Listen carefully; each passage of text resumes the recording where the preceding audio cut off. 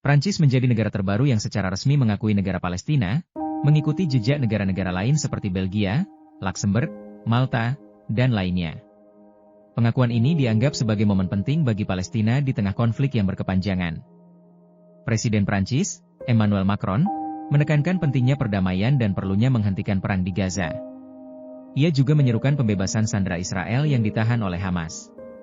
Macron memperingatkan tentang bahaya perang tanpa akhir dan menegaskan kebenaran harus menang atas kekuatan.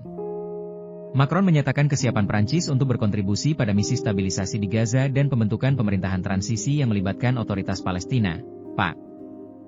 Namun, Prancis baru akan membuka kedutaan untuk negara Palestina setelah semua sandera dibebaskan dan gencatan senjata disepakati.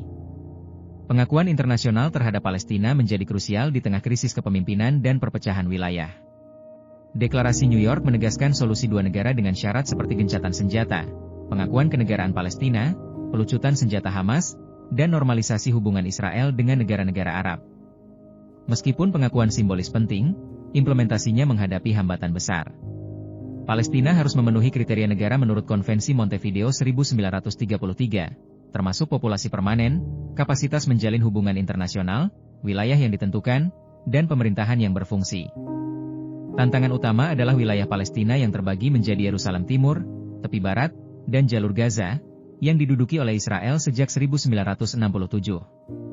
Selain itu, ada masalah kepemimpinan dengan Mahmud Abbas yang sudah lanjut usia dan Marwan Barghouti yang dipenjara.